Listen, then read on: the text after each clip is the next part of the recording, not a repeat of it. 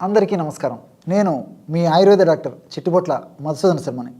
మనం ఈ వీడియోలో మోకాళ్ళ నొప్పులకి చక్కటి గృహ వైద్యం అనేటువంటి ఆసక్తిదాయకమైనటువంటి అంశాన్ని గురించి తెలుసుకోబోతున్నాం. ఈ రోజుల్లో చిన్న వయస్సులోనే మోకాళ్ళ నొప్పుల సమస్యలు రావడం చాలా దురదృష్టకరమైనటువంటి పరిణామం. ఈ మోకాళ్ళ నొప్పుల సమస్యని సర్వసాధారణంగా ఆధునిక వైద్యంలో ఆస్టియో ఆర్థరైటిస్ అనేటువంటి పేరుతో పిలుస్తూ ఉంటారు. ఆయుర్వేద వైద్య విధానంలో మన మహర్షులు సంధివాతం అనేటువంటి పేరుతో చక్కగా ఈ యొక్క వ్యాధిని గురించి విస్తారంగా వివరించి చక్కటి చికిత్సా విధానాల గురించి కూడా తెలియజేయడం జరిగింది. ఆయుర్వేద వైద్య విధానంలో వాత వ్యాధులు 80 రకాలుగా చెప్పబడ్డాయి. ఆ 80 రకాలైనటువంటి వాత వ్యాధుల్లో సంధివాతం అనేటువంటి ఒక వాత వ్యాధిని కూడా మన మహర్షులు చేర్చడం జరిగింది. మరి ఈ యొక్క సమస్య వచ్చినప్పుడు కొంతమందిలో ప్రారంభంలో మొట్టమొదట ఒక కాలే మొదలయ్యి తర్వాత కొన్నాళ్ళకి క్రమక్రమంగా ఆ ఒక కాలులో ఉన్నటువంటి సమస్య పెరిగిపోవడమే కాకుండా మరొక కాలికి కూడా ఈ నొప్పి వచ్చేటువంటి పరిస్థితి ఏర్పడుతూ ఉంటుంది. ఈ సమస్య వచ్చే కొద్దీ మెట్లు ఎక్కడం కష్టంగా ఉంటుంది, దిగడం కష్టంగా ఉంటుంది, అదేవిధంగా కూర్చోవడము లేవడం కష్టంగా ఉంటుంది, వంగడం కష్టంగా ఉంటుంది, ఏదన్నా పని చేసుకోవడం కష్టంగా ఉంటుంది, ఫ్రీగా నడవడం కష్టంగా ఉంటుంది. ఇలా ప్రతి పని కూడా ఇబ్బందికరంగా ఉండేటువంటి పరిస్థితి ఏర్పడుతూ ఉంటుంది.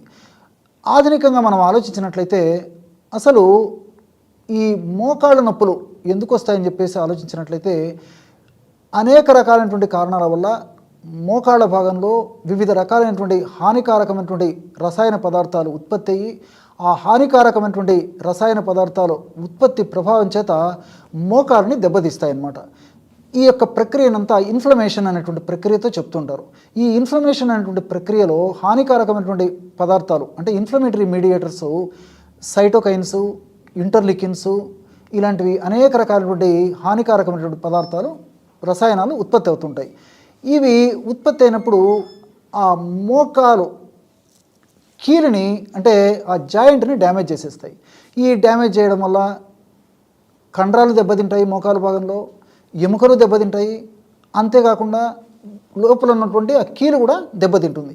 ఈ విధంగా ఈ 3 దెబ్బతినడం వల్ల ఆ కండరాల నొప్పి, ఆ భాగంలో వాపు రావడము, అదేవిధంగా ఒక్కొక్కసారి కొంతమందిలో శబ్దం రావడము, అంటే మనం కూర్చున్నప్పుడు, లేచినప్పుడు, మెట్లు ఎక్కినప్పుడు, దిగినప్పుడు, నడిచినప్పుడు శబ్దం రావడము, ఇలా అనేక రకాలైనటువంటి సమస్యలు కలుగుతుంటాయి. ఈ మోకాళ్ళ నొప్పి సమస్య ఉన్నప్పుడు ఇంతేకాకుండా కండరాల భాగంలో కొన్ని రకాలైనటువంటి ఎంజైమ్స్ కూడా ఉత్పత్తి కావన్నమాట. ఎప్పుడైతే మోకాళ్ళ భాగంలో ముఖ్యంగా కండరాల ప్రాంతంలో ఎంజైమ్స్ సరిగ్గా ఉత్పత్తి కావో ఈ హానికారకమైనటువంటి రసాయన పదార్థాల ప్రభావం చేత అప్పుడు ఆ మోకాళ్ళ భాగం స్టిఫ్నెస్ అనమాట, అంటే ఎంజైమ్స్ సరిగ్గా విడుదల కాకపోవడం చేత ఎంజైమ్ సంకోచ వ్యాకోచాల్లో మార్పు జరిగేసి స్టిఫ్నెస్ గట్టిగా తయారైపోతాయి అన్నమాట. అలాంటప్పుడు ఇంకా ఇబ్బంది పడేటువంటి పరిస్థితి ఏర్పడుతుంది. ఈ యొక్క సమస్య అధికంగా వయసు ఉన్నటువంటి వాళ్ళలోనూ, అంతేకాకుండా ఈ చలికాలంలోనూ కూడా అధిక బరువు ఉన్నటువంటి వాళ్ళలోనూ వీళ్ళలో కూడా మరీ ఎక్కువగా ఉండేటువంటి పరిస్థితి ఏర్పడుతూ ఉంటుంది. ఈ సమస్య ఉన్నప్పుడు అనేక రకాలైనటువంటి ఔషధాలు డాక్టర్ల పర్యవేక్షణ లేకుండా పెయిన్ కిల్లర్స్ అంటే నొప్పి నివారణ మాత్రలు చాలా రకాలుగా వాడుతుంటారు. మరి అవగాహన లోపం చేత, విచక్షణ రహితంగా, వాళ్ళకు తెలియకపోవడం చేత ఇలాంటి నొప్పి నివారణ మాత్రలు వాడుకోవడం వల్ల తాత్కాలికంగా ఆ సమస్య తగ్గిపోయినప్పటికీ తర్వాత రకరకాలైనటువంటి ఉపద్రవాలు అంటే ఆ నొప్పి నివారణ మాత్రలు పెయిన్ కిల్లర్స్ వల్ల కలుగుతాయి. అంటే కడుపులో మంట రావచ్చు, అదేవిధంగా బోన్స్లో ఉన్నటువంటి ఆ బోన్ మ్యారో దెబ్బతినేటువంటి పరిస్థితి ఏర్పడవచ్చు, లివర్ దెబ్బతినవచ్చు, అదేవిధంగా ప్రధానంగా మూత్రపిండాలు దెబ్బతినవచ్చు. ఇలా వివిధ రకాలైనటువంటి అవయవాలు దెబ్బతినడమే కాకుండా కడుపులో అల్సర్స్ ఏర్పడేటువంటి పరిస్థితి, అంటే కడుపులో పుళ్ళు ఏర్పడేటువంటి పరిస్థితి ఏర్పడుతుంది. ఇలా వివిధ రకాలైనటువంటి అనేక రకాలైనటువంటి సైడ్ ఎఫెక్ట్స్ మొదలవుతాయి అన్నమాట.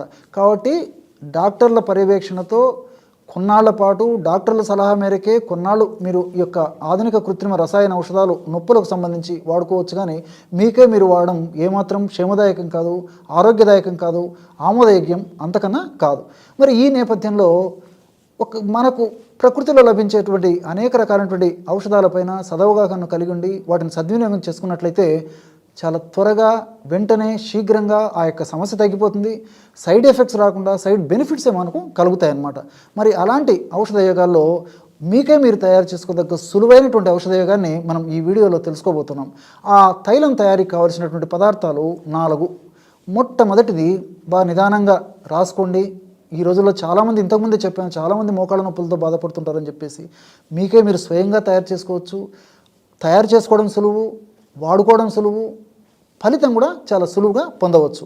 ఎలాగంటే 200 మిల్లీలీటర్ల నువ్వుల నూనె ఒక పాత్రలో తీసుకోండి.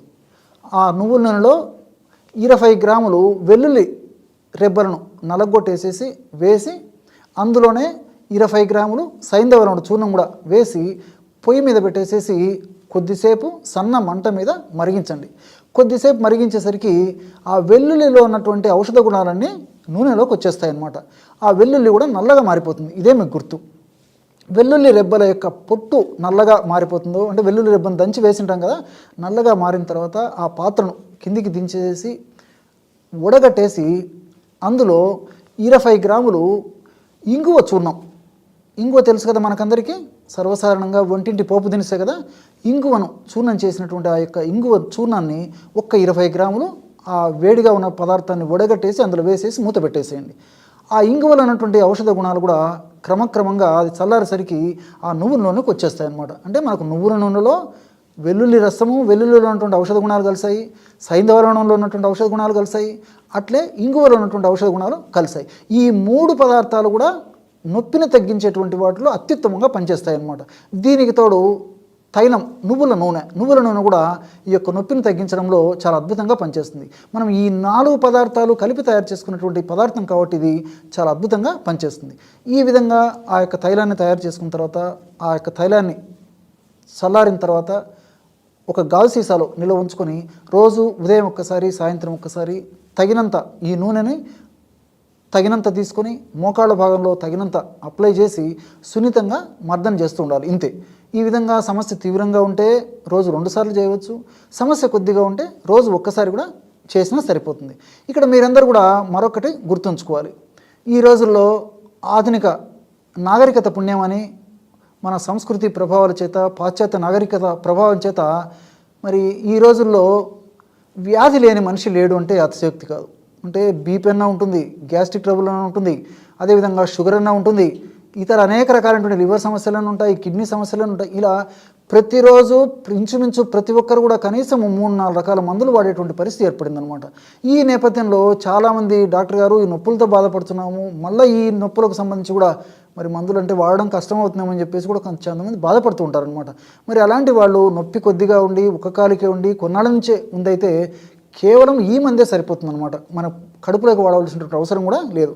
ఈ మందును వాడుకోవడం వల్ల నొప్పి, పోటు, సలుపు, బాధ ఇలాంటివన్నీ తగ్గిపోతాయి, కంఫర్టబిలిటీ వస్తుంది, సైడ్ ఎఫెక్ట్స్ ఉండవు, సైడ్ బెనిఫిట్స్ ఉంటాయి. కాబట్టి మరి ఇలాంటి సమస్యతో బాధపడేటువంటి వాళ్ళు ఎవరైనా ఉంటే ఈ ప్రకృతి ప్రసాదించినటువంటి ఈ యొక్క ఔషధాన్ని తయారు చేసుకుని వాడుకొని చాలా చక్కగా లబ్ధి పొందవచ్చు. చూశారు కదా ఎటువంటి సులువైనటువంటి ఔషధయోగాన్ని మోకాళ్ళ నొప్పుల సమస్య తగ్గేందుకు ఈ వీడియోలో తెలుసుకున్నారో. మరొక వీడియోలో మరొక అంశంతో మళ్ళీ కలుద్దాం. అంతవరకు నమస్కారం. మీ చిట్టిబొట్ల.